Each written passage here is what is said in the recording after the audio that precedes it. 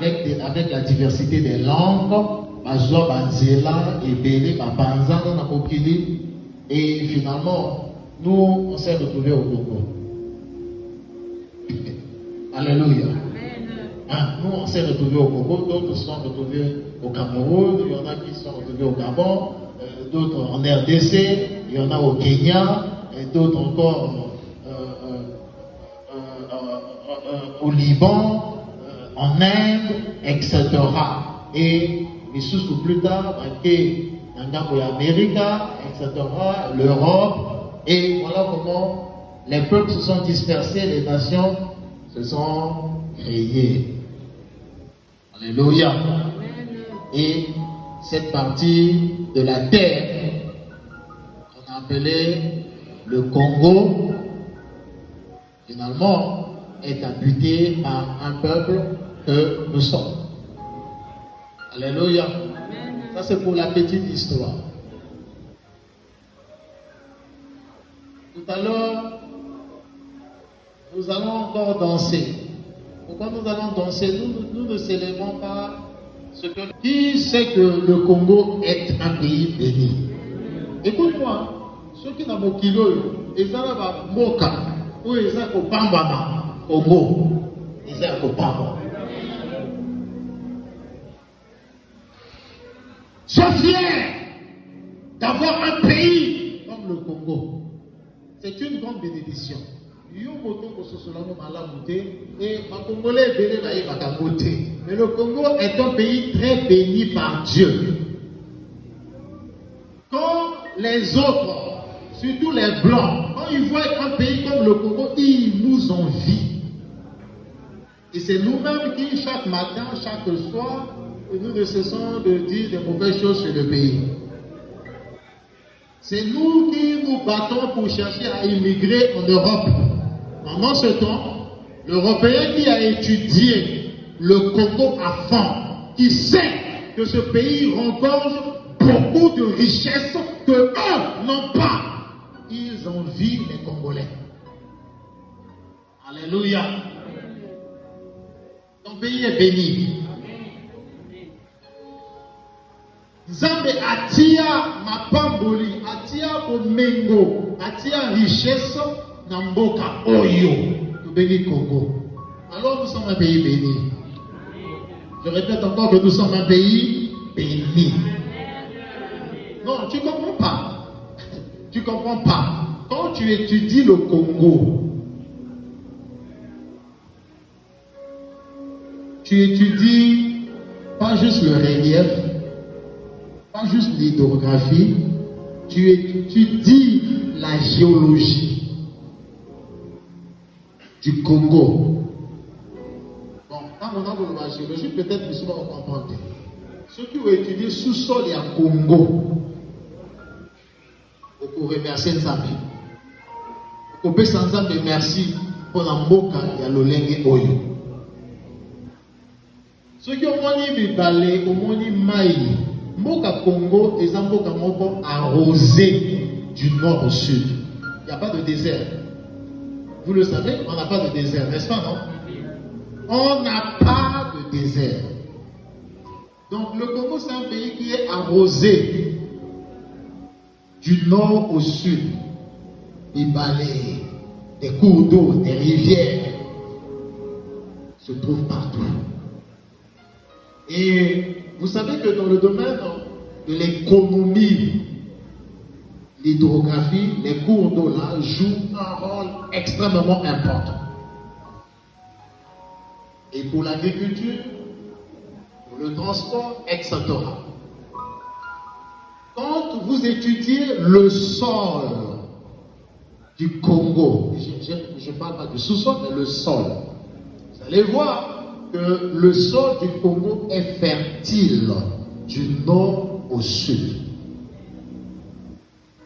Fertile. Et un sol fertile, c'est un sol avantageux pour l'agriculture. Alléluia. Le sol congolais n'a pas besoin des engrais chimiques. Le sol congolais est riche. Si tu vas Tu vas dans une localité comme Ouesso, tu vas voir sur la toiture, la toiture, ma petite eau poussée. Explique-moi, comment ma petite eau poussée dans la toiture? Tu as vu ça? On n'a pas besoin d'engrais. Ce qui dans la toiture, ma petite eau poussée, la fertilité du sol. Et c'est comme ça partout au Congo. Moi j'ai vécu à Lubombo, ce qu'on appelle Tolici aujourd'hui. C'est pareil. Vous allez ici dans le pôle, vous allez voir comment on fait l'agriculture dans ma belle, oyo, et ça le faut la sable. Mais bilo de zo potaka. C'est la fertilité du sol. Ça c'est l'une des bénédictions que Isaac avait prononcées sur Jacob. Ce qu'on appelle la graisse de la terre. Ce que Yoki, Bible Koloba, la graisse de la terre. Ça fait allusion à la fertilité du sol. Et c'est une bénédiction de la part de Dieu. Alléluia. Amen. Alléluia. Mboka oyo eza yako pamwa. Dis mon pays est béni, le Congo est béni. J'ai pris le temps d'étudier un peu ce pays-là. Le peu que j'ai découvert, ça me pousse à remercier le Seigneur, à dire merci à Dieu pour un tel pays. Alléluia. Mais lorsque le poisson qui est dans l'eau demande de l'eau à boire, c'est qu'il y a un problème. Tous les pays, sans exception. Alléluia. Malgré les richesses, les gens pleurent. Ça veut dire quoi? Ça veut dire qu'il y a des forces invisibles qui sont en opération pour empêcher, pour priver les gens des bénédictions que Dieu leur a données. C'est pourquoi il faut prier pour les nations. Il faut prier pour quoi? Pour les nations. Il faut prier.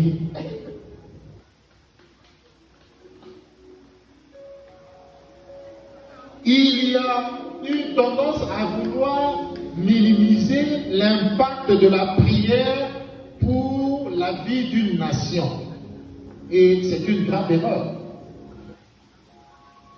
Vous entendez des gens qui disent non, l'Afrique est en retard parce que les Africains prient. Les autres travaillent, les Africains prient.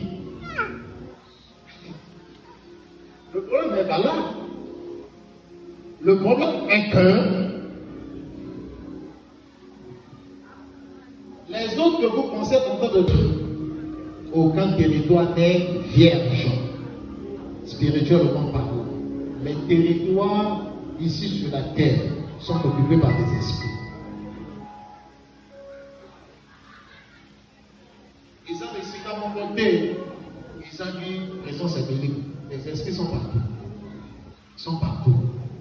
Il y a des territoires que vous verrez que vous donnez un comité. Vous allez avoir l'impression que l'homme n'est jamais arrivé là. Mais ça ne veut pas dire que le territoire n'est pas occupé. Il est occupé. Les premiers qui vont chercher, les premiers humains qui vont chercher à s'installer dans un territoire où aucun homme n'avait jamais mis pied, ils vont faire face aux esprits. Otuna batonyoso oyo basala bamboka oyo basala ba village, ils vont vous parler de ça. Je n'invente rien. Otuna ba chef du village ils vont vous dire qu'il y a des esprits dans leur village.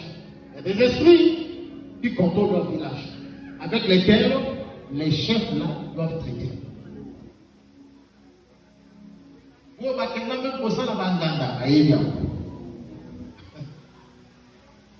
Ils vont venir s'installer et après, ils auront la visite des esprits là.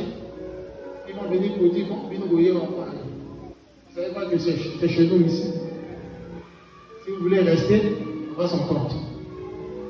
Et c'est comme ça que les alliances sont faites avec les esprits. Alléluia.